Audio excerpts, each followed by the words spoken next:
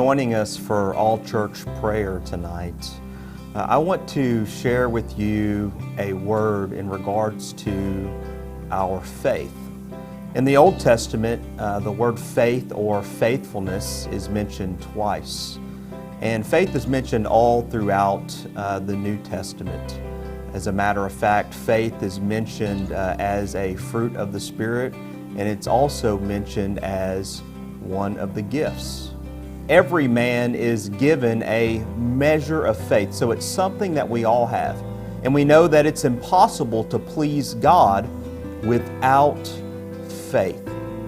So it's important that we understand that what distinguishes the believer compared to the unbeliever is our faith.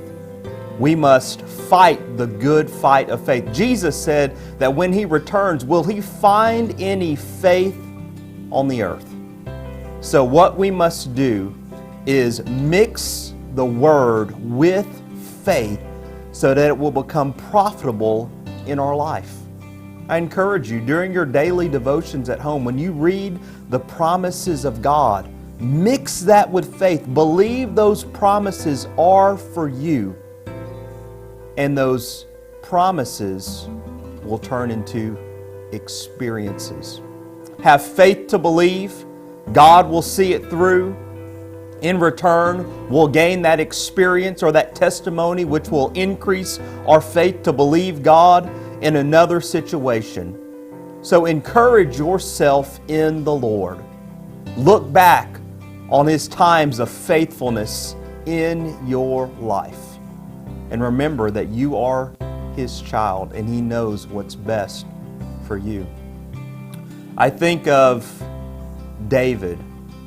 We read when he was on the run from Saul and he was in Ziklag and he returned and his entire camp was destroyed. All of his family were taken away in captivity and even his own soldiers were turning against him. But David encouraged himself in the Lord. We must learn to do that. And I know many of you have been doing that over the last month and a half. But here's the thing. David also needed encouragement from others. Even though he was anointed, even though the favor of God was upon his life, there were times where he was running, he was discouraged, he felt hopeless. And we read in 1 Samuel 23 where Jonathan came and met him in the field and told him, God is for you, I am for you, don't worry, you will be king.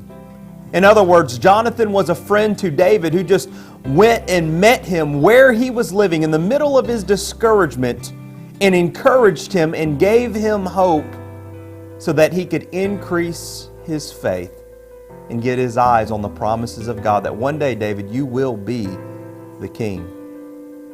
I would encourage us with this extended stay-at-home order. Let's take advantage of this next 30 days.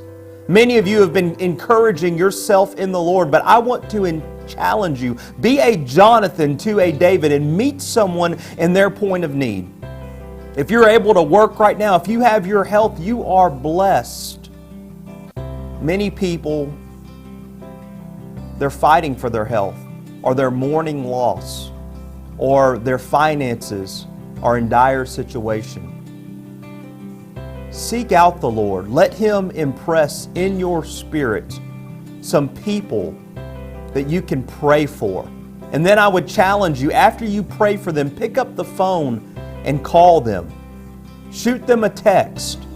Encourage them. Start planting that seed. There are many people that are receptive now to hearing the good news, the gospel. And I know that the Lord will lead us to put us in the right place at the right time to be able to share the good news, the hope, and to be able to encourage someone. God bless you.